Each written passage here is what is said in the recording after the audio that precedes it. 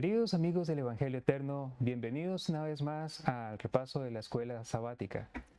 Hoy estamos justamente aquí para estudiar juntos el tema en el monte de Sión.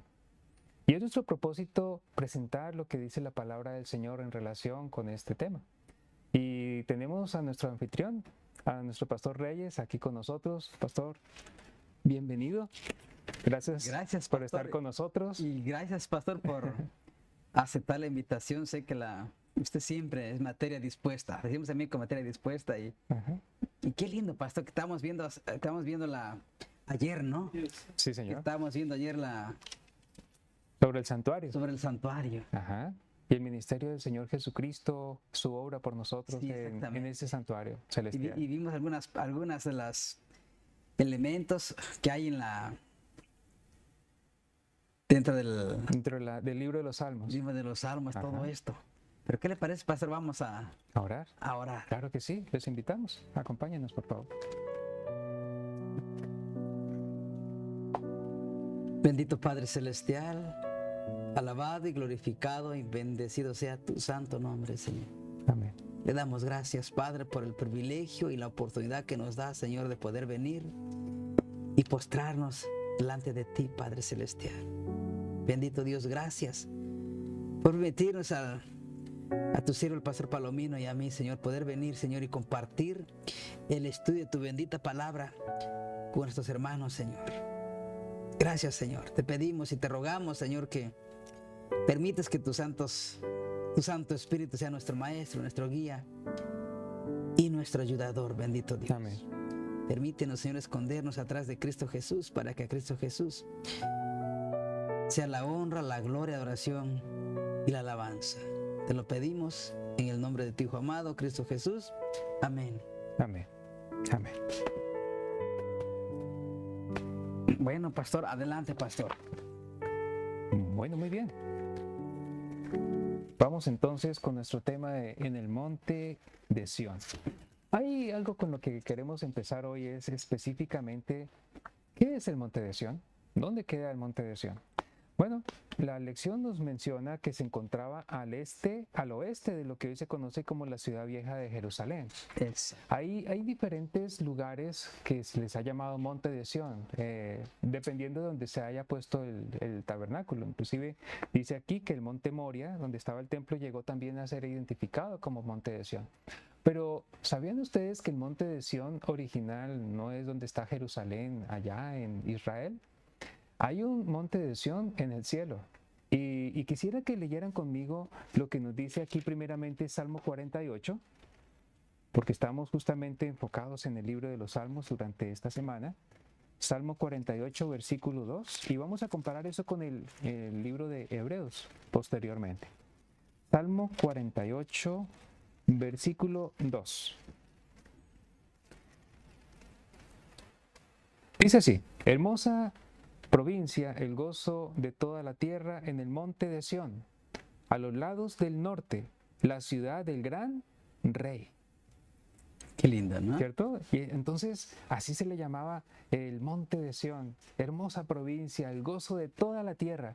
Pero son palabras muy grandes. Literalmente eso era allí en Israel, allá donde estaba el templo del Señor. Era el lugar que el Señor había preparado para tener un encuentro con su pueblo. Y eso lo hacía especial.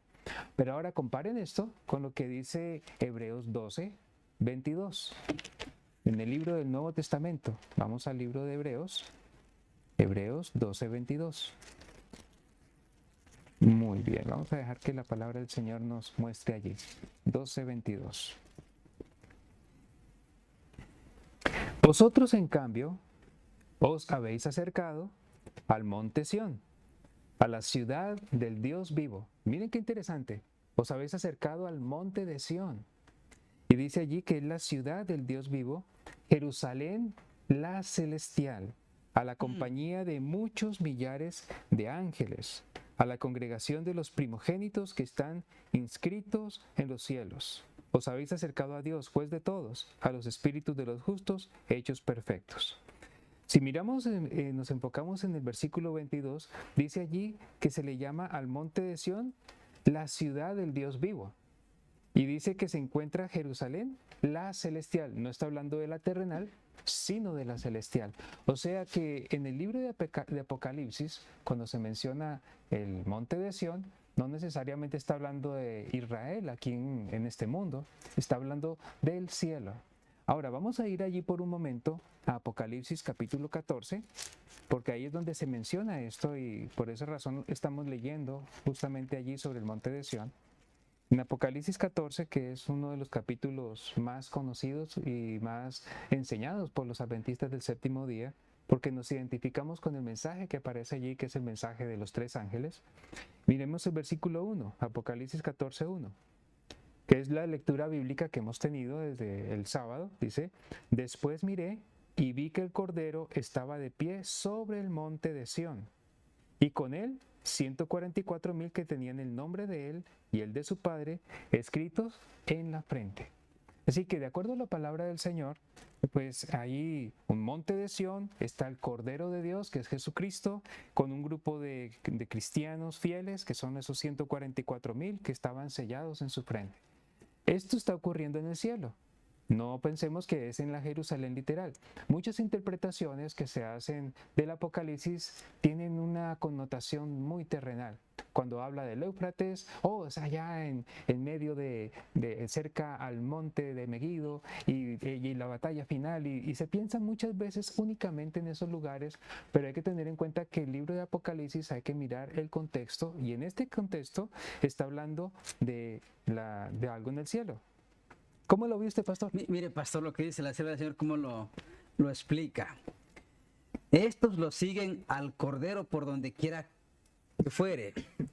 Estos fueron comprados de entre los hombres por primicias para Dios y para el Cordero. Apocalipsis 14, versículo 4 y 5. La visión del profeta los coloca frente al monte de Sión, ceñidos para un servicio santo, vestidos de lino blanco, que es la justificación de los santos. Pero todo el que sigue al Cordero en el cielo, primeramente tiene que seguirle en la tierra. Interesante, queridos hermanos, lo que la sierva del Señor dice. Miren, déjenme leerla otra vez, dice: la visión del profeta coloca frente al monte Sión, ceñidos para un servicio, vestido de lino blanco, que es la justicia de los santos. Pero todo el que sigue al Cordero en el cielo, primeramente tienen que seguirle en la tierra. O sea que nuestra preparación, queridos hermanos, empieza aquí en la tierra. Para poder seguir al Señor en el cielo, tiene que haber habido primeramente un encuentro con Dios. Usted tuvo que haber aceptado a Cristo Jesús como su Señor y Salvador personal para que le pueda servir en el cielo. De otra manera, o no hay otra manera cómo hacerlo. Miren, la sierva del Señor lo explica bien claramente. Dice: primeramente tienen que seguirle en la tierra. No con inquietud o caprichosamente, sino con una confianza, amor y obediencia voluntaria, como las ovejas siguen al pastor.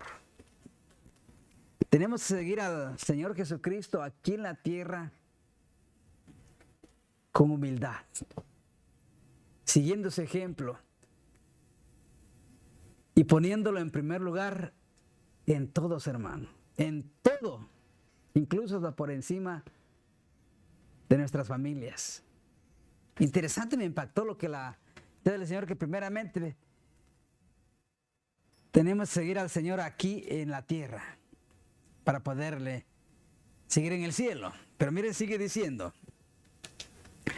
pronto se volvieron nuestros ojos hacia el oriente, donde había aparecido una nubecilla negra del tamaño de la mitad de la mano del hombre, que era, según todos comprendían, la señal del Hijo del Hombre.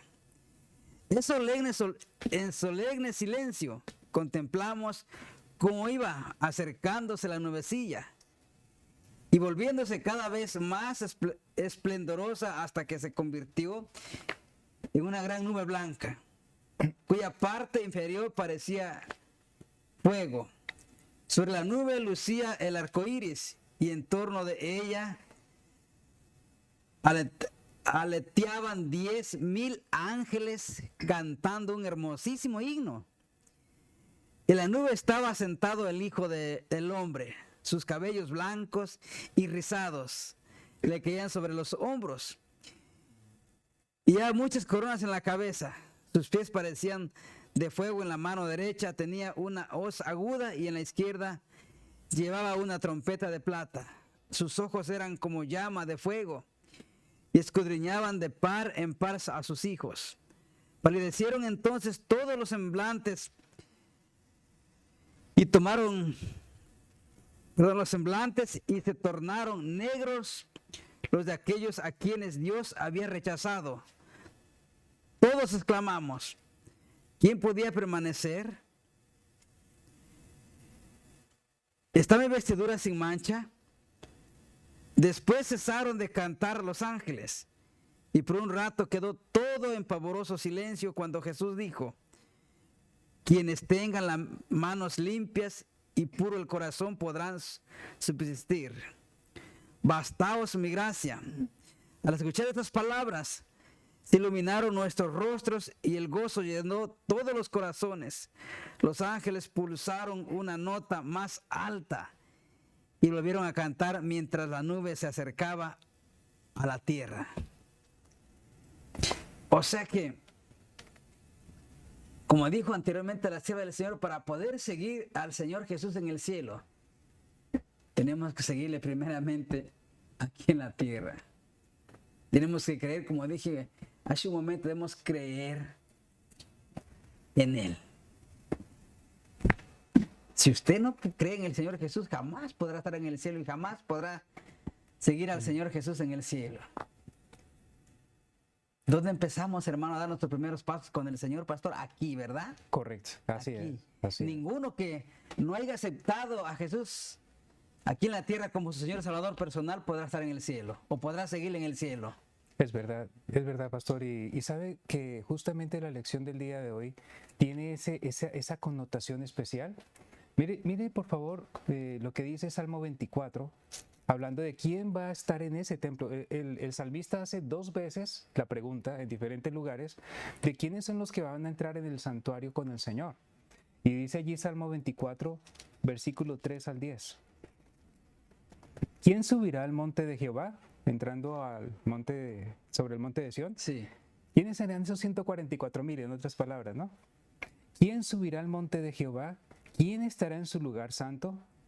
Y la respuesta es: el limpio de manos y puro de corazón, el que no ha elevado su alma a cosas vanas, ni ha jurado con engaño.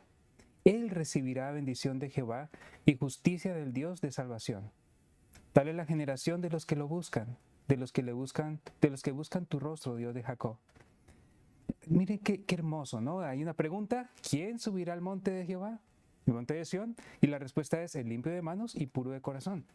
Puro de corazón indica que no solamente cuando se habla de las manos, se habla de lo que externamente se ve. Limpio de manos, o sea, es irreprensible desde el punto de vista externo. Pero cuando habla del corazón, se refiere al lugar de los pensamientos, de los sentimientos.